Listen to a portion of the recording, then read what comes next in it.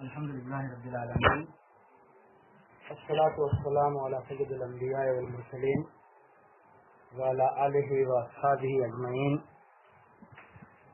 ومن تبعهم بإحسان إلى يوم الدين. أما بعد فأعوذ بالله من الشيطان الرجيم. بسم الله الرحمن الرحيم. والذين إذا أنفقوا لم يسرفوا ولم يقتروا وكان بين ذلك قواما. صدق اللہ العظیم. قابل احترام بزرگوں اور نوجوان ساتھیوں، السلام علیکم ورحمۃ اللہ وبرکاتہ. جو حکم مجھے ہوا ہے، جس عنوان پر مجھے اظہار خیال کرنا ہے، غالباً وہ اس طرح ہے کہ فائنانس مینجمنٹ اسلامک ویو ہونا چاہیے. شاید اسلام کے نظر میں جو ہے ہم اپنی مالی حالات کو کیسے مینج کریں گے.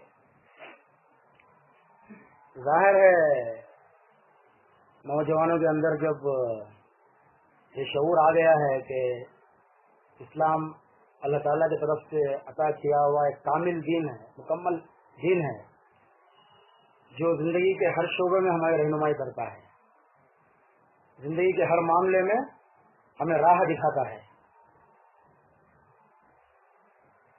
تو قرآن نے کوئی ایسا پہلو چھوڑا نہیں، لیکن جو تفصیلات ہم جاننا چاہتے ہیں، جس کے ڈیٹیل میں ہم اترنا چاہتے ہیں، اس کے تعلق سے میں یہ بات آپ کو بتا دوں کہ اللہ تبارک و تعالی عزیز اور حکیم ہے.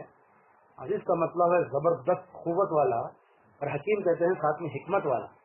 قوت کا اندھا دھند استعمال یا کمزوروں پر اس کا بہت زیادہ فورس، یہ نہیں ہے. اللہ تعالیٰ جو ہے حکیم بھی ہے ساتھ میں. اگر حکمت نہ ہو تو قوت کا بیجا استعمال ہو جاتا ہے اور اس نتیجے زمین پر جو ہے فساد برپا ہوتا ہے. تو اللہ تعالیٰ عزیز اور حکیم ہے. میں اس لیے بول رہا ہوں یہ کہ قرآن کے اندر آپ کو بے شمار احکامات ملیں گے، لیکن بہت سارے احکامات فرض کی حیثیت نہیں رکھتے، بلکہ نصیحت کی حیثیت رکھتے ہیں، تاکید کی حیثیت رکھتے ہیں، اور گویا کہ ایک سجیشن کی حیثیت رکھتے ہیں. مثال سے سمجھیے اس بات کو. قرآن میں جتنی مرتبہ نماز کا ذکر ہے اس سے زیادہ انفاق کا ذکر ہے. آپ قرآن پڑھیے، پڑھتے جائیے آپ. اور اگر اقیم الصلاۃ و آتوا الزکوٰۃ، اگر زکوٰۃ کو انفاق سے ملا دیا جائے تو زکوٰۃ اور انفاق مل کر جو ہے نماز کا ذکر بہت کم رہ جاتا ہے، زکوٰۃ اور انفاق کا ذکر بہت زیادہ ہو جاتا ہے. لیکن نماز فرض ہے، انفاق فرض نہیں ہے.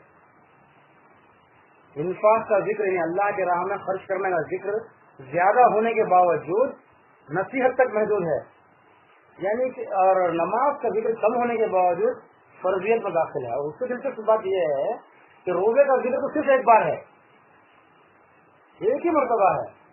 رمضان کی تاریخ ایک ہی مرتبہ ہے. شہر رمضان انزل فیہ القرآن، ہم نے رمضان میں جو ہے قرآن نازل کیا. رمضان اور مہینہ ہے، قرآن ایک ہی مرتبہ ہے. یا ایھا الذین آمنوا کتب علیکم الصیام کما کتب علی الذین من قبلکم لعلکم تتقون. ہم نے تم پر روزہ فرض کیا ہے جس طرح تم سے پہلی قوموں کو فرض کیا تھا تاکہ تمہارا تقویٰ پیدا ہو. تو روزے کا ذکر ایک مرتبہ ہے، لیکن اس کی فرضیت کتنی زیادہ ہے. نماز کا ذکر بنسبت انفاق کے کم ہے، لیکن اس کی اہمیت کتنی زیادہ ہے، وہ بنیادی اہمیت ہے دین کے اندر. وہ انفاق کا ذکر قرآن کے اندر نماز سے زیادہ ہونے کے باوجود انفاق فرض نہیں ہے، بلکہ انفاق کے اندر ایک بہت چھوٹی مقدار اللہ تبارک و تعالیٰ نے فرض رکھ دی ہے تاکہ مومنین اگر انفاق کے فریضے سے غفلت بھی برتیں تو غریبوں کا حق مارا نہ جائے. وہ ہے زکوٰۃ. 2.5% ہے اپنے مال کا، 2.5%. یہ اللہ تعالیٰ کی شان حکیمی ہے، کہ اللہ تعالیٰ کی شان حکمت ہے کہ اگر اللہ تعالیٰ وہ اس سارے انفاق کے اہمیت کو بندوں پر اگر فرض قرار دیتا تو ہم دل میں تنگی محسوس کرتے. ہم اتنے بن جاتے کہ باوجود پوری مستقیانہ زندگی گزارنے کے جنت نہیں ہو سکتے تھے.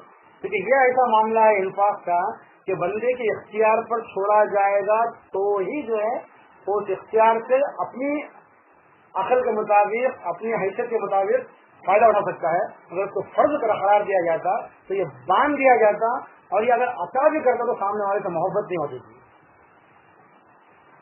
ایسے تعلقات ہو, محبت کے, ہمدردی کے, غمگساری کے تعلقات میں انسان دے. صرف قانونی اطلاق اگر ہو جاتا, امپلیمنٹ اگر قانون کے ذریعے ڈنڈے کے زور پر اگر امپلیمنٹ کیا جاتا تو سماج کے اندر محبت نہیں رہتی بلکہ نفرت دیا جاتا.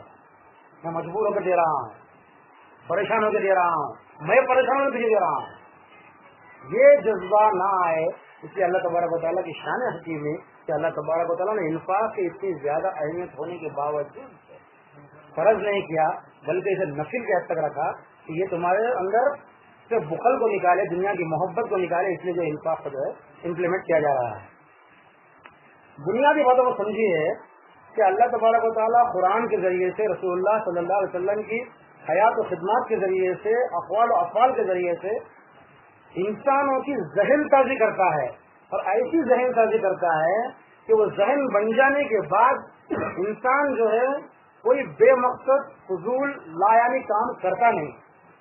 اس لیے اللہ تبارک و تعالیٰ نے کوئی باؤنڈری نہیں بنائی, کوئی کاٹ چھاٹ کر انسٹرکٹ کے ذریعے سے یہ نہیں بتایا کہ یہ کرنا ہے, یہ نہیں کرنا ہے, اتنا ہی کرنا ہے, اتنا نہیں کرنا ہے, بلکہ کلیت کلیکٹیولی جو ہے تعلیمات سکھا دی کہ تمہاری زندگی ایسی اور ایسی اور ایسی ہو تاکہ سماج کا کوئی طبقہ جو ہے اس سے محروم نہ رہے. یہاں پر ایک بات ہمیں سمجھنے کی ضرورت ہے کہ سب سے زیادہ دولت مند جو قرآن کے نظر میں جو شخص گزرا وہ قارون تھا. کافی دولت تھی اسے. تو قارون کی دولت کے تعلق سے سورہ قصص کے اندر آتا ہے کہ کہیں کہیں لوگ مل کر خزانے کی کنجیاں اٹھایا کرتے تھے. کہ خزانے کی کنجیاں اٹھانے کے لیے کئی کئی لوگ بالکل اسی طرح جس طرح کسی ملٹی نیشنل کمپنی کے ایم ڈی کے لیے یا سی او کے لیے جو ہے کہیں کہ بینک درکار ہوتے ہیں اس کے اکاؤنٹ رکھنے کے لیے, تو انڈیا کے بینک ناکافی تو اس بینک میں رکھتا ہے. اس کی خزانے کی کنجیاں جو ہے کئی کئی ہٹے کٹے نوجوان اٹھایا کرتے تھے. تو جب شان و شوکت کے ساتھ میں اپنے لا اور دبدبے کے ساتھ میں ہارون نکلتا ہے تو قوم کا ایک آدمی نصیحت کرتا ہے اس کو کہ لا تفرحوا ان اللہ لا یحب الفریحین, فخر مت کر, اللہ تعالیٰ اسرانے والوں کو پسند نہیں کرتا. یہ جو قافلوں کے ساتھ میں نکلنا ہے یا بہت بڑے دبدبے کے ساتھ میں نکلنا ہے, اس کے اندر اگر اطراحت آ جاتی ہے تو حرام ہو جاتا ہے. کہتے ہیں کہ ولا تنسا وابتغی فیما آتاک اللہ دار الآخرہ, اللہ نے تجھے جو دولت عطا کی ہے آخرت میں اللہ تعالیٰ کی نعمتوں بری جنت میں اپنا مقام بنانے کے لیے استعمال کر. یہ دولت کا استعمال ہے. تو دولت کو لے کر جو اترا رہا ہے, جو فخر کر رہا ہے, دولت کا استعمال وہ نہیں ہے. تو جو عیش و آرام کر رہا ہے, اپنے ساتھ لاؤ لشکر لے کر چل رہا ہے, دولت کا یہ استعمال نہیں ہے, بلکہ وقت کی تلاش کر فیما آتاک اللہ, اللہ کی عطا کرتا چیز سے دار الآخرہ, آخرت کے اندر ایک بہترین مقام, یہ دولت کا استعمال ہے. تو قرآن یہ نصیحت کرتا ہے کہ مومنین جو ہے خاص کر اللہ پر ایمان رکھنے والے وہ اس بات کو سمجھے کہ مال جو ہے اللہ کی امانت ہے, مال میری ملکیت نہیں ہے, کیونکہ میں خود میری ملکیت نہیں ہوں. تو کسی کیوں حرام ہے؟ مجھے اپنے اعضاء پر کوئی اختیار نہیں ہے, یہ سب اللہ کے عطا کرتا ہے. وہ اس قال ربک للملائکۃ انی جاعل فی الارض خلیفہ, اللہ تعالیٰ نے فرشتوں سے کہا کہ میں زمین پر انسان کو اپنا نائب بنانے جا رہا ہوں, خلیفہ بنانے جا رہا ہوں. مالک نہیں بنایا زمین کا انسان کے لیے, انسان کو تصرف کرنے کا اختیار نہیں دیا.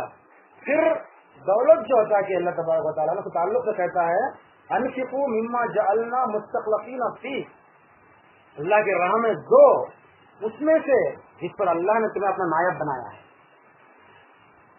تو یہاں پر قارون کو جو نصیحت کی جا رہی ہے اس میں بھی یہی کہا گیا ہے ولا تنسا نصیب کا من الدنیا, آخرت کی فکر کر لیکن دنیا میں بھی اپنے حصے کو فراموش مت کر. یہ ہے بیلنس, یہ ہے بیلنس. دولت کا استعمال اللہ تعالیٰ کی رضا حاصل کرنے کے لیے, جنت میں اچھا مقام بنانے کے لیے استعمال کر, اور دنیا کے اندر بھی اس دولت میں سے اپنے حصے کو فراموش مت کر. جس طرح دوسرے مذہبوں نے رہبروں کے اختیار کر لیے تو دنیا کو چھوڑیں گے تب دنیا سے نجات ملے گی, جنگل میں چلے جائیں گے, پہاڑوں پر چلے جائیں گے تب دنیا سے نجات ملے گی. یہاں تک کہ بدھزم کے اندر تو کمانا حرام ہے. بدھ مذہب جو ہے गौतम बुद्ध का जो मजहब कहा जाता है, उसके अंदर तो जिंदगी में पाप से अगर बचना है तो भीख मांगकर जिंदगी गुजारो, मिल गया तो खा लो, नहीं मिला तो भूखे रहो। इस्लाम ने वो एतदाल दिया, क्योंकि इस्लाम क़यामत तक के हर तरह के मॉडर्न इरा को एड्रेस करता है, उनके मसाइल को, उस वक्त के हालात को एड्रेस करता है और सोल्यूशन पेश करता है। इसलिए अल्लाह तबारक व तआला ने दौलत के इस्तेमाल, दौलत की हैसियत क्या है, इंसान की हैसियत क्या है, तो दोनों बता दी। इंसान क्या है, अल्लाह का गुलाम है। या अय्युहन्नास उ'बुदू रब्बकुम अल्लज़ी खलक़कुम, है इंसानों अपने रब की गुलामी इख्तियार करो, इसने तुम्हें पैदा किया, तुम अपने इख्तियार से पैदा नहीं हुए, तुम अपने इख्तियार से पैदा नहीं हुए, अल्लाह ने तुम्हें पैदा किया है। और कहा वलक़द कर्रमना बनी आदम फज़्ज़लना मिम्मन ख़लक़ना तफ़ज़ीला, हमने आदम की नस्ल को इज्जत बख्शी और पूरी कायनात को उसके लिए मसखर कर दिया। कि पूरी कायनात जो है अल्लाह तबारक व तआला ने जितना इसके अंदर मिनरल्स है, इसके अंदर वेल्थ है, जितनी इसके अंदर सहूलतें हैं, वो सब इंसानों के लिए मसखर कर दी और इंसान से कहा तो मेरे लिए मसखर हो जाए। सारी कायनात बंदे के लिए है, लेकिन बंदा जो है अल्लाह के लिए है। ये दरअसल है। इसीलिए जो अल्लाह ताला वेल्थ देता है, जो दौलत देता है, वो कहता है तो तुम्हारे ये तो इसने कहा था क़ारून ने कि वो ऊटी थी अला इल्म इंदिन, कि मेरे पास जो दौलत है मेरे इल्म का कमाल है, वो तो मेरे इल्म का कमाल है। और आज का मुआशरा और समाज यही कह रहा है। लेकिन आप ये बताइए कि जो आला तालीम याफ्ता के लिए कहते हैं कि ये हमारे सलाहियतों का, हमारे मेहनतों का समर है, तो ये सलाहियत उनको किसने दी, ये मेहनत करने के लिए ताकत उनको किसने दी? सब कुछ अल्लाह की अता और बख्शिश है। और किस हैसियत में है, इन्नमा अम्वालुकुम व औलादुकुम फितना, औलाद और माल जो है आजमाइश है। फितना का मतलब फसाद नहीं है, आजमाइश है, आजमाइश है। हुवल्लज़ी खलक़कुम लियब्लुकुम अय्युकुम अहसनु अमला, उसने तुम्हारी खलकत की ताकि तुम्हें देखे तो तुम्हें तो कौन अच्छा अमल करता है, आजमा है। तो अल्लाह तबारक व तआला ने इंसान के हाथों में जो है दौलत की शक्ल में, औलाद की शक्ल में, पावर की शक्ल में आजमाइश दे दी है, गोया कि इम्तिहान का पर्चा दे दिया है। औलाद एक पर्चा है, तिजारत एक पर्चा है, सियासत एक पर्चा है, दौलत एक पर्चा है। अब इस पर्चे में कौन से पर्चे में आप कामयाब होते हैं, 100 को 100 लाते हैं या अक्सर पर्चे में नाकाम होते हैं, यह है इंसान के हाथ में आजमाइश है इंसान की। और इससे पहले एक बात मैंने आपको बताया था कि अल्लाह तबारक व तआला जो दौलत देता है इंसान को, जो माल देता है इंसान को, वो बतौर आजमाइश है, बतौर इनाम के नहीं है, बतौर आजमाइश है। माल भी आजमाइश है, गरीबी भी आजमाइश है, खुशहाली भी आजमाइश है, गुर्बत भी आजमाइश है। इंसान को अल्लाह तबारक व तआला हर हालत में आजमा रहा है कि इस हालत में ये शुक्रगुजार बनता है या नाशुक्रा बनता है। मैं इससे पहले बताया था एक मरतबा कि हजरत सुलेमान अलैहिस्सलाम मशहूर पैगम्बर है और ऐसे नबी हैं, ऐसे अल्लाह तबारक व तआला ने आपको हुकूमत दी थी कि वैसी हुकूमत किसी और को नहीं दी। हवा पर आपका इख्तियार, चरिंद परिंद और जानवरों पर, जिन्नतों पर आपका इख्तियार। बाकी जो बादशाह गुजरे वो तो इंसानों के लिए बादशाह थे, लेकिन आप तो जिन्नत पर भी बादशाह थे, जिन्नत भी आपकी हुकूमत पाबंदी किया करते थे। ऐसे जबरदस्त ताकत वाले, कुव्वत वाले और नबी, मासूम अनिल खता, गुनाहों से पाक नबी जो है, उनको जो है अल्लाह तबारक व तआला ने जब ये सारे इख्तियारात दिए तो उनके जबान से क्या निकला, हाज़ा मिन फज़्ल रब्बी। हम भी लिखते हैं हमारे घरों पर, हमारी कारों पर, हमारे बंगलों पर, हमारे फैक्ट्रियों पर, हाज़ा मिन फज़्ल रब्बी। लेकिन हजरत सुलेमान अलैहिस्सलाम ने इस आयत के एक टुकड़े को नहीं पढ़ा था। ये पूरी आयत कैसे बनती है, हाज़ा मिन फज़्ल रब्बी लियब्लुवनी अशकुर अम अकफुर, ये सब मेरे रब का फजल है ताकि मुझे आजमाए, लियब्लुवनी, ताकि मुझे आजमाए। हमने क्या किया, आयत का आधा दुबा उड़ा लिया और उसे इनाम बना लिया। और नबी कह रहा है हाज़ा मिन फज़्ल रब्बी लियब्लुवनी, ताकि मुझे आजमाए, अशकुर अम अकफुर, मैं शुक्रगुजार बनता हूँ या नाशुक्रा बनता है। जरा बताइए कि नबी से ये उम्मीद की जा सकती है नाशुक्री की? नबी नाशुक्रा हो सकता है, नऊज़ बिल्लाह, लेकिन उसके बावजूद उनको खदशा ये था कि ये माल और दौलत, ये इख्तियार, ये इख्तियार हमें राह से हटा सकती है। लेकिन हमारी हालत ये है कि हमने हाज़ा मिन फज़्ल रब्बी की तख्ती लगाकर मुतमईन हो गए कि अल्लाह मुझसे खुश है, इसलिए मुझे दौलत दिया है, یہ غلط تصور جو ہے سماج کے اندر فساد پیدا کرتا ہے. غلط تصور ایسا نہیں کہ آدمی نے سمجھ لیا تو اس سے بات ختم ہو گئی. سماج کے اندر بے انصافی پیدا کرتا ہے. سماج کے اندر لوگوں کے اندر غریب لوگوں کے اندر احساس محرومی پیدا کرتا ہے. اس لیے اللہ تبارک و تعالیٰ کلام کو آپ پڑھیے, جہاں کہیں بھی دولت کا استعمال آئے گا ساتھ میں انعام کا یا آزمائش کا ذکر آئے گا. مفسرین لکھتے ہیں کہ اگر دولت آنے کے باوجود آپ کے دلوں میں دولت کی محبت نہیں آئی تو یہ انعام ہے, لیکن آپ دولت کی محبت میں اور اولاد کی محبت میں گر کے اپنے رشتے داروں کو حقوق سے محروم کرنے لگے تو یہ عذاب ہے. یہ ہے دولت کی اصل حیثیت. اسی لیے اللہ کے رسول صلی اللہ علیہ وسلم نے دولت کے ساتھ ساتھ یہ بتایا, جیسے کہ انگلش کا ایک محاورہ بھی ہے کہ power comes with responsibility, big power comes with responsibility. جو پاور دولت کی پاور ہے, حکومت کی پاور ہے, جو پاور بھی آپ کو ملتا ہے سب کو ذمہ داری لے کر آتا ہے. تو ذمہ دارانہ استعمال اسلام جو ہے کسی بھی چھوٹے سے چھوٹے بچے کو بھی غیر ذمہ دار نہیں بتاتا. کلکم رعیکم کلکم مسئول, ہر شخص ذمہ دار ہے, ہر شخص کو اپنے بارے میں جواب دینا ہے, اپنے ماتحت کے تحت جواب دینا ہے. اس لیے آپ صلی اللہ علیہ وسلم نے بہت خوبصورت مثال کے ذریعے ایک بات سمجھائی. آپ نے کہا کہ سماج کے جو دو طبقے ہوتے ہیں, ایک خوشحال طبقہ اور ایک کمزور طبقہ, ان کی مثال ایسی ہے گویا کہ کشتی, 2 منزلہ کشتی پر کوئی سفر کر رہا ہے. دو طبقے جو ہے 2 منزلہ کشتی پر گراؤنڈ فلور پر فرسٹ فلور پر سفر کر رہے ہیں, اور جو گراؤنڈ فلور کا طبقہ ہے, مڈل کلاس طبقہ, ان کے پاس جو ہے پانی نہیں ہے. یہ حدیث دوسرے کانٹیکسٹ میں ہے, میں وہی بولتا ہوں آپ کو. ان کے پاس پانی نہیں ہے تو پانی کے لیے ان کو بار بار جو ہے فرسٹ فلور پہ جانا پڑتا تھا تاکہ پانی مانگے. اس میں تو کچھ لوگوں نے مشورہ دیا کہ ہم تو پانی میں ہے, فرسٹ فلور پہ جا کر بار بار پانی مانگنے کی ضرورت کیا ہے, کشتی میں سوراخ کر لیتے ہیں, پانی خود بخود آ جائیں گے. اب بتاؤ اگر یہ جو فرسٹ فلور پر آرام سے بیٹھا ہوا طبقہ کوئی ان کو سمجھائے گا نہیں اور کشتی میں یہ لوگ سوراخ کر دیں گے تو ڈوبیں گے کون؟ دونوں. آپ صلی اللہ علیہ وسلم کی مثال جو امر بالمعروف اور نہیں علی المنکر کے لیے بتائی کہ سماج کا ایک طبقہ اگر گناہوں میں ملوث رہے گا, اوپر والا طبقہ علماء کا طبقہ اگر ان کو نصیحتیں نہیں کرے گا, ان کی ضرورتیں نہیں پہنچائے گا تو دونوں مریں گے. لیکن چونکہ مثال پانی کی اس لیے اکثر محدثین نے یہ کلام کیا ہے کہ پانی جو ہے اللہ کی نعمتوں میں سے عظیم نعمت ہے, گویا کہ دولت ہے, دولت ہے اللہ کی نعمتوں میں سے عظیم نعمت ہے. اس لیے پانی کی مثال آپ صلی اللہ علیہ وسلم نے اس لیے دی کہ اوپر والے طبقے کو اللہ تعالیٰ نے دولت سے نوازا ہے. یہ ہے مثال اصل میں.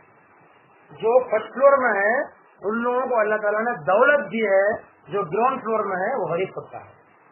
اب یہ اپنی ضرورتوں کے لیے بار بار اوپر جاتے ہیں, دیکھتے ہیں اوپر کی طرف کہ یہاں سے کچھ آئے گا تو اپنی ضرورت پوری کریں گے.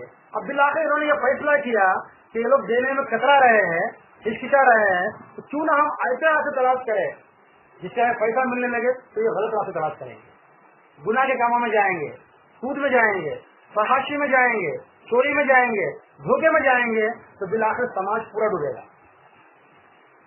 اوپر کا طبقہ بھی جو ہے ان گناہوں سے محفوظ نہیں رہے گا, پورا سماج ڈوبے گا.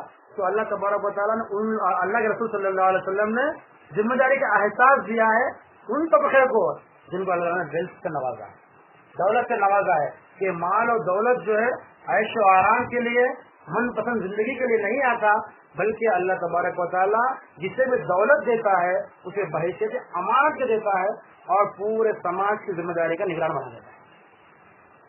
ہم سماج کے ہر کمزور طبقے کا نگران جو ہے دولت مند ہے. یہ ہے اسلام کی اہم ترین تعلیمات کہ وہ جو ہے دولت کو اپنے مرضی پر اپنے لیے بھی خرچہ نہیں کر سکتا. یہ بات اسی طرح دھیان رکھیں. جو یہ سمجھتا ہے کہ میں دولت کا مالک ہوں وہ اپنے مرضی سے خرچہ کرے گا. میری محنت کی کمائی ہے, میں نے اعلیٰ تعلیم سے حاصل کی, اس لیے میری محنت کی کمائی ہے. تو ان کے لیے ایک نصیحت یہ ہے کہ اللہ تبارک و تعالیٰ قرآن میں فرماتا ہے, جب شعیب علیہ السلام نے ان کی قوم کو نصیحت کی تو انہوں نے کہا یا شعیب اصلاۃ کا تعمرو کا اور نثرو کا ما یعبد آباؤنا اور انفعل فی اموالنا ما نشاء. اے شعیب تجھے سورہ نماز یہ سکھاتی ہے کہ ہم لوگ وہ کام ترک کر دیں جو ہمارے آبا و اجداد کرتے تھے اور ہمارے مال میں سے ہماری مرضی سے خرچ نہ کریں. یہ بتا رہے ہیں شعیب علیہ السلام کی قوم शोएब अलैहिस्सलाम को ताना दे रही है कि तुम ये कहना चाहते हो कि जो माल और दौलत हमारे पास हमारी मेहनत की कमाई का है उसमें भी हम अपनी मर्जी से खर्च नहीं करें। कुरान कहता है कि हाँ, तुम अपनी मर्जी से उसमें खर्च नहीं कर सकते। क्या है? वल्लज़ीना फी अम्वालिहिम हक़्क़ुम मालूम वस्साइल वल महरूम। वो लोग जानते हैं कि उनके अम्वाल में किन किन लोगों का हक है, साइल का और महरूम का। साइल कौन है? हर मांगने वाला। तो किसी भी मांगने का मतलब फकीर नहीं है। हर वो शख्स जो मोहताज है अपनी बुनियादी जरूरत के लिए, वो साइल है। और महरूम वो है इसके पास सिरे से कोई सोर्स ही नहीं है। साइल वो है जो कुछ सोर्स रखता है लेकिन उसकी बुनियादी जरूरतें पूरी नहीं हो रही है, इसलिए वो आपसे आगे मांगता है स्कॉलरशिप के नाम के, फला फला के नाम पर। महरूम वो है इसके पास कोई सोर्स ही नहीं है। दोनों तक आपको पहुंचना है। ये है इंसाफ का मामला, समाज की जिम्मेदारियों के ताल्लुक से। अब ये हमारी घरेलू जिम्मेदारियां, मेरी अपनी जिम्मेदारियां, मेरी घरेलू जिम्मेदारियां, इसके ताल्लुक से इस्लामी तालीमात क्या है? आप सल्लल्लाहु अलैहि वसल्लम ने एक बेहतरीन मिसाल से समझाया कि बनी इसराइल का एक सूफी कहीं से गुजर रहा था।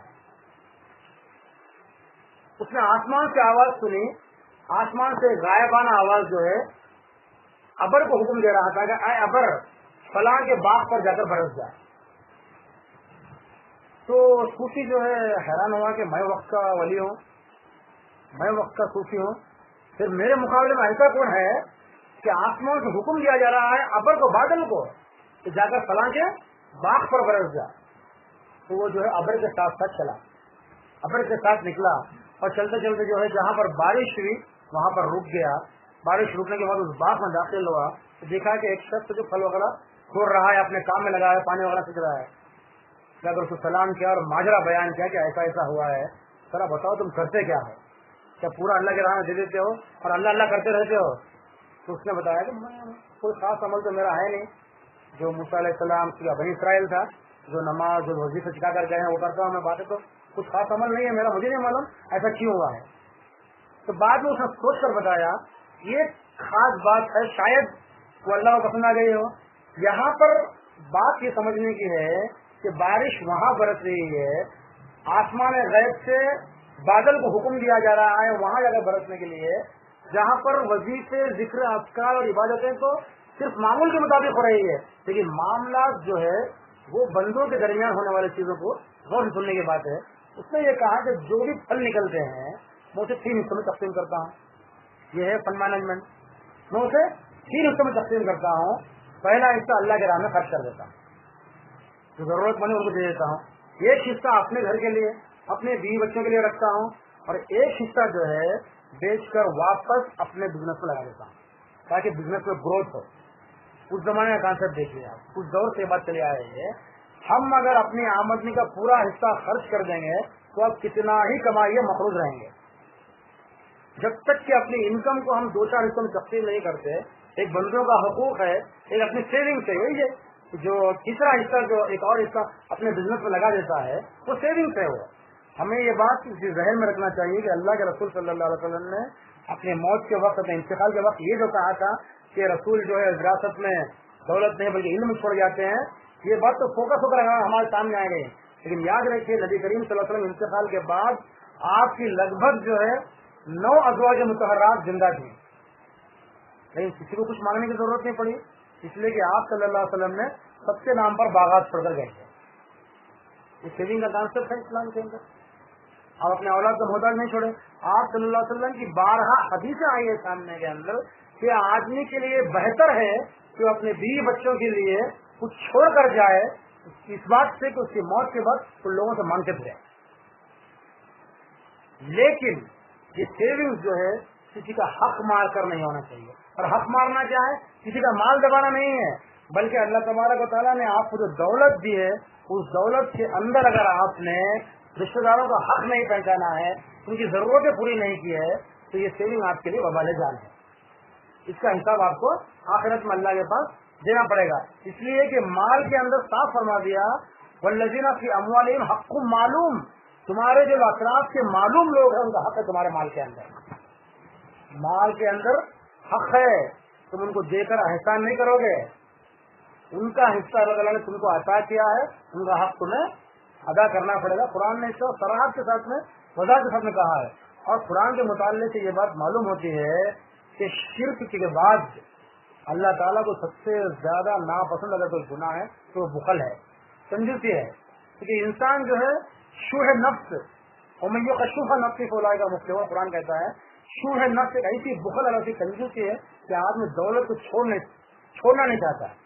اسی لیے اللہ تبارک و تعالیٰ نے قرآن نے جو آیت میں پہلے پڑھی والذین اذا انفقوا, کہ وہ لوگ ہیں جب خرچ کرتے ہیں ولم یسرفوا, اسراف نہیں کرتے, ولم یقتروا, اور کنجوسی بھی نہیں کرتے, قوم بین ذالک قیاما, بلکہ یہ لوگ جو ہے درمیانی راستہ اختیار کرتے ہیں. یہ اسلام کا مزاج ہے, بیلنس کرتا ہے آپ کو, زندگی کے ہر معاملے میں بیلنس کرتا ہے آپ کو. سب سے تعجب کی بات یہ بتائی نماز میں بھی اللہ تبارک تعالیٰ نے بیلنس کرنے کی نصیحت کی ہے. بنی اسرائیل کے اندر آتا ہے, بنی اسرائیل کے اندر ولا تجہر بصلاتک, نماز میں چلاؤ مت, ولا تجہر بصلاتک, نماز میں آواز کو بلند مت کرو, ولا تخافت بہا, اور خاموشی مت ہو جاؤ, وابتغی بین ذالک سبیلا, درمیانی راستہ اختیار کرو. نماز جیسی عبادت کے اندر بھی درمیانی راستہ, والذین اذا انفقوا لم یسرفوا ولم یقتروا, اور اللہ کی راہ میں خرچ کرنے پر بھی درمیانی راستہ. کیوں؟ اس لیے کہ وَكَذَلِكَ جَعَلْنَاكُمْ أُمَّةً وَسَطًا, اللہ تبارک و تعالیٰ نے تمہیں درمیانی امت بنایا ہے. بیلنس کرتے ہوئے زندگی گزارنا ہے, یہ اسلام کا مین فلسفہ ہے, اسلام کی اہم ترین تعلیمات ہے کہ ہم اپنی زندگی کو اگر بیلنس کر لیے. اللہ کے رسول صلی اللہ علیہ وسلم کی حدیث سے فرماتے ہیں کہ جو انسان مشورہ کرتا ہے وہ ناکام نہیں ہوتا, اپنے معاملات کے اندر مشورہ کرتا ہے وہ ناکام نہیں ہوتا. جو انسان استخارہ کرتا ہے, اللہ تعالیٰ سے مشورہ لیتا ہے, وہ نامراد نہیں ہوتا. اگر آپ کو کوئی کام شروع کرنا ہے اور استخارہ کی نماز پڑھتے ہیں آپ اور اللہ سے مشورہ طلب کرتے ہیں, وہ نامراد نہیں ہوتا. اور جو انسان کفایت کرتا ہے, یعنی خرچ میں کنٹرول رکھتا ہے, وہ کنگال نہیں ہوتا, ہلاک نہیں ہوتا. آدمی اپنی چادر کے اندر پھیر پھیلائے اور اپنی استطاعت کے برابر کام کرے تو کبھی محتاج نہیں ہوتا, کبھی کنگال نہیں ہوتا. یہ بنیادی تعلیمات نبی کریم صلی اللہ علیہ وسلم کی اور قرآن کی, اس کے ذریعے سے ہمیں پتہ چلتا ہے کہ ہم اپنی زندگی کو کیسے حد کے اندر رکھے, دولت آنے پر عیاشی نہ کرے, عیش و عشرت نہ کرے, اور اپنی حیثیت سے زیادہ فرض لے کر خرچ نہ کرے. آج کی جو ماڈرن اکنامک ہے اس کا فلسفہ یہ ہے کہ آدمی کو اتنا خرچہ لگاؤ کہ بس پیسہ نہیں ہے تو قرض لے کر خرچ کرے, وہ لون لے کر خرچ کرے یا کریڈٹ کارڈ پر خرچ کرے, لیکن خرچ کرے تاکہ ہمارا بزنس چلے. اور بزنس بھی ایسا کہ جو کچھ مقدس ترین چیزیں ہوا کرتی تھی آج سے 25-50 سال پہلے, وہ ساری آج جو ہے تجارت بن گئی ہے. تعلیم کیا تھی 25-50 سال پہلے؟ ایک مقدس فریضہ تھا, لوگ پڑھ کر جو ہے انسان کی خدمت کی بات کرتے تھے, لیکن آج بزنس ہے. سب سے بڑی مثال پانی اٹھا لیجیے. پانی کیا ہے؟ آج پانی بک رہا ہے, اور 10 سال کے بعد آپ کو پانی پیسوں پر ہی خریدنا پڑے گا. پانی مفت ملنے والا نہیں ہے, بلکہ اس بات کے پورے امکانات موجود ہیں کہ 3rd ورلڈ وار اگر ہوئی تو اس کی وجوہات کے اندر ایک پانی بھی رہے گا. 3rd ورلڈ وار کیوں لڑی جائیں گی, اس کے جو ریزنس ہے اس میں ایک پانی بھی ہوگا. کہ جس طرح آج آئل کے ذخیروں پر قبضہ کرنے کے لیے پورے عرب کو تحس نحس کر دیا گیا, جہاں جہاں پانی کے ذخیرے ہوں گے ان ممالک کو تباہ کر دیا جائے گا. تو آج ہر چیز جو ہے تجارت بن گئی ہے, اور اس تجارت کو زندہ رکھنے کے لیے لوگوں کو اس بات پر مجبور کیا جا رہا ہے کہ وہ قرض لے کر اپنے خرچوں کو پورا کرے, اور کئی چیزوں کو جو ہے بنیادی ضرورت کے اندر شامل کر دیا گیا ہے. جو چیزیں غیر بنیادی تھی تو بنیادی چیزوں کے داخل کر دیا گیا ہے. تعلیم جو ہے, ہمارے ڈاکٹر صاحب مدین صاحب بتا رہے تھے کہ 74 یا 82 میں انہوں نے ڈاکٹریٹ کی صرف 22,000 روپے میں. آج آپ 22 لاکھ روپے میں ڈاکٹریٹ نہیں کر سکتے, کیونکہ جو چیزیں بھی انسانیت کی بنیادی ضرورت ہے اس کو مہنگا کیا جا رہا ہے جان بوجھ کر, تاکہ لوگ جو ہے قرضدار رہیں. تو ایسی حالت میں ایک نشست میں ایک چیز میں ہم بات سمجھ نہیں سکتے, ہمیں بار بار قرآن کا مطالعہ کرنا پڑے گا کہ اللہ تبارک و تعالیٰ نے ہمیں بیلنس کرنے کے لیے کیا ہدایت دی ہے, کیا تعلیم دی ہے, اور ہمارے اخلاق کی سیرت پڑھنا پڑیں گی. آپ صلی اللہ علیہ وسلم کی بہت سی تعلیمات کا ہمارے سامنے آ گئی. آپ صلی اللہ علیہ وسلم نے میلے کچیلے اور بیکار کپڑے پہننے سے منع کیا, لیکن ایٹ دا سیم ٹائم یہ بھی بتایا کہ کوئی شخص لباس اس لیے پہنے کہ محفل میں نمایاں نظر آئے, اس پر اللہ کی لعنت ہے. ایک طرف ایک آدمی بدحال آپ کے سامنے آیا इसके बाल बिखरे हुए थे, कपड़े मैले थे, फटे हुए थे, तो पूछा क्या तेरे पास कुछ भी नहीं है? हाँ है अल्लाह के रसूल सल्लल्लाहु अलैहि वसल्लम, मेरे पास बकरियां हैं, ऊँट है, बागात है। तो अल्लाह ताला की नियामतों का असर तुझ पर जाहिर होना चाहिए। और एक तरफ आप ये भी बता रहे हैं उस पर अल्लाह की लानत हो जो अच्छे लिबास इसलिए पहने कि लोगों में मुमताज नजर आए, ऊंचा नजर आए। अब इसके अंदर देखिए आपने कोई लिबास का नाम नहीं लिया, ये शान हकीमी है आप सल्लल्लाहु अलैहि वसल्लम की कि ये कोट सूट भी हो सकता है और शेरवानी भी हो सकती है। जिस मजलिस में आप जो लिबास पहनकर मुमताज नजर आएंगे ये आपकी नीयत होंगी, वहाँ आप अल्लाह की लानत के मुस्तहिक हो गए। तो कीमती लिबास जेब तन करना इसकी ममानियत नहीं है, लेकिन इस नीयत से पहनना मैं सबसे टॉप नजर आया हूँ, ये आपको गुनाहगार बना देता है। और इसके नतीजे में इनबैलेंस होकर जो है कपड़े फटे हुए पहनना, ये बातें हमारे तक पहुँचती है। साहबा किराम के कपड़े जो है सेवन लगी हुआ करते थे, लेकिन आपको मालूम होना चाहिए जैसे जैसे इस्लामिक सल्तनत फैलने लगी, दौलत जो है बाहर मुल्कों की मदीने के अंदर आने लगी, हमारे साहबा किराम की और ताबईन की जिंदगी बदलने लगी। इसकी मिसाल मैं आपको दो वाक़या से दूंगा इंशाअल्लाह। हज़रत अबू हुरैरा रज़ियल्लाहु तआला अन्हु जो असहाब सुफ़ा में हुआ करते थे, और असहाब सुफ़ा जो है सबसे गरीब साहबा, ऐसे 150 साहबा 70 से लेकर 150 तक ऐसे साहबा जिनका कोई जरिया नहीं था रोजगार का, कहीं से कुछ आ गया तो खा लिए वरना भूखे रहे। और इनको ये वो लोग हैं जो नबी करीम सल्लल्लाहु अलैहि वसल्लम साथ में बैठकर आपके अक़वाल नकल किया करते थे, उनसे हमारे हम तक हदीसें पहुंची है। हज़रत अबू हुरैरा रज़ियल्लाहु तआला अन्हु एक मरतबा फरमाते हैं हज़रत उमर फारूक के जमाने में कि आए अबू हुरैरा, तेरी हालत ये थी कि 3 मील के फाखों से चक्कर आकर रोड पर गिर जाया करता था, और लोग तेरे बढ़ाना जिस्म को देखकर दीवाना समझकर नौजवान बच्चे जो है तुझे खुल्ला करते थे अपने पैरों तले। और आज तेरी हालत ये है कि तू हरीरो जीबा के कपड़े से उस वक्त का सबसे कास्टली कपड़ा, आज आप चाहे उसे सिल्क कह लीजिए, चाहे आप उसे बोसी कह लीजिए, कॉटन कह लीजिए, हरीरो जीबा के कपड़े से भी ना सोच रहा है। खुद के नफ्स को एहसास दिलाने के लिए सहाबा किराम अपने आप से ये बात कहा करते थे और मजलिस में कहा करते थे। उमर फारूक का ताल्लुक क्या आता है कि जब आपकी सल्तनत फलस्तीन तक फैल गई और रोम और ईरान तक फैल गई, तो कहा कि उमर ये मत भूल कि तू मक्के की जंगल में बकरियां चढ़ाया करता था। तो अपने माजी को याद रखना है, लेकिन आपको ये भी याद रखना है कि दुनिया अगर बदल रही है, दुनिया के साथ में आपको बदलना है इस्लाम के दिए हुए हुदूद के अंदर। अगर आप आज साइकिल लेकर रोड पर चलेंगे तो आपकी दुनिया आपकी मजाक उड़ाएंगी, लेकिन इसका मतलब ये नहीं कि मर्सिडीज कारी हो। अल्लाह के रसूल सल्लल्लाहु अलैहि वसल्लम कहते हैं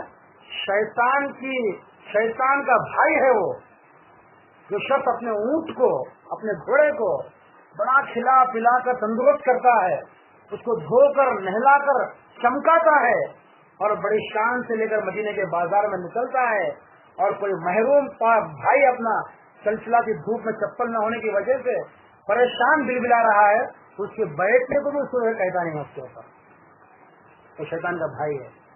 आज उसे आप काबा से मिसाल ले लीजिए, आपने कीमती कार ले ली, आपने कीमती बंगला ले लिया, आपने आलिशान अपार्टमेंट के अंदर घर बना लिया। अब उसकी हालत यह है आपकी कि आपका रिश्तेदार अगर कोई आता है गरीब देहाती गांव से, क्या उसको आप कार में बैठना उसका आपको गवारा नहीं, उसका आपके बंगले में आना आपको गवारा नहीं, लोग क्या समझेंगे? अगर ऐसा रिश्तेदार है तेरा, तो इस्लाम ये तालीम देता है कि दौलत के आने के बाद अगर ये दौलत आपको रिश्तेदारों के राह में रुकावट बन जाती है तो ये आपके लिए अजाब है।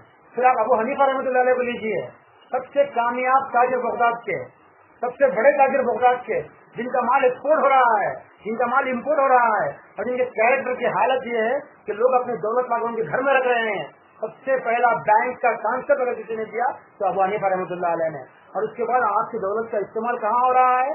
जितने काबिल शागिर्द आपके थे, इमाम अबू यूसुफ रहमतुल्लाह अलैह, इमाम जफर रहमतुल्लाह अलैह, इमाम मोहम्मद रहमतुल्लाह अलैह, ये क्या रहमतुल्लाह अलैह, इन्होंने कुरान और हदीस की तफसीरें नहीं लिखी, लेकिन इस्लामी हुकूमत को कॉन्स्टिट्यूशन दिया, इन लोगों ने दस्तूर दिया मुल्क को, मुल्क का फौजदारी निजाम कैसा होना चाहिए, मुल्क का जो है दस्तूरी निजाम कैसा होना चाहिए, ये सारा निजाम लिख कर देने वाले कौन? अबू हनीफा के ये खास शागिर्द। उनको स्कॉलरशिप का कॉन्सेप्ट किसने दिया? अबू हनीफा रहमतुल्लाह अलैह। अबू यूसुफ तो बहुत गरीब थे, घर में खाने पीने की लैटरी थी, माँ बार बार आकर मदरसे में ले जाया करती थी, बेटा लेकिन मेहनत कर बाजार में कमा के लेकर आ। अबू हनीफा ने कहा तुम्हारा महाना खर्चा मैं दूंगा, उनको पढ़ने दो। क्या हुआ? खलीफा हारून रशीद की کہ سب سے بڑی اسلامی خلافت کے اندر چیف جسٹس آف اسلامی خلافت ابو یوسف رحمۃ اللہ علیہ، آپ بہت ذہین، بہت حکیم، بہت میرٹ میں آیا کرتے تھے. اس کا کانسیپٹ ابو حنیفہ رحمۃ اللہ علیہ. اپنی دولت کے اندر اگر آپ نے قوم کی ذمہ داری کو نہیں سمجھا تو قوم بالآخر ختم ہو جائیں گی اور قوم کے ساتھ ساتھ آپ بھی ختم ہو جائیں گے. یہ اصل ذمہ داری کو سمجھنے کی ضرورت ہے اور اپنے اخراجات کو جو ہے خوابوں میں رکھ کر اپنی دولت پر قوم کے حق کو مانتے ہوئے، کیونکہ قوم کا ایڈوانٹیج ہر کوئی لے رہا ہے، مانتے ہوئے اسے اپنے رشتہ داروں پر، غربا پر بنیادی ضرورت کو سمجھ کر خرچ کرنے کی ضرورت ہے. اور یہ بنیادی ضرورت حالات اور واقعات کے لحاظ سے بدلتے رہتی ہے. اگر آپ افریقہ کے اندر ہے تو آپ کی بنیادی ضرورت کچھ اور ہے، امریکہ کے اندر ہے تو کچھ اور ہے، ہندوستان میں بنگلور شہر کے اندر ہے تو کچھ اور ہے، کسی دیہات کے اندر ہے تو کچھ اور ہے. اس وقت اور اس حالات کی بنیادی ضرورت کو سمجھنے کی اللہ تبارک و تعالیٰ نے مومنوں پر، مسلمانوں کے وژڈم پر یہ بات ڈال دی. کوئی لگا بندہ کھانا لگا دے دیا ہوتا تو جینا مشکل ہو جاتا. یہ اللہ تعالیٰ کی شان حکیم ہے. اللہ تعالیٰ سے دعا ہے کہ اللہ تعالیٰ ہمیں باقی والا سمجھنے کی توفیق عطا فرمائے اور اس کے دین کی، اس کی ہمیشہ پر چلنے کی توفیق عطا فرمائے. آمین. الحمدللہ رب العالمین. باقی بات انشاءاللہ سوال جواب میں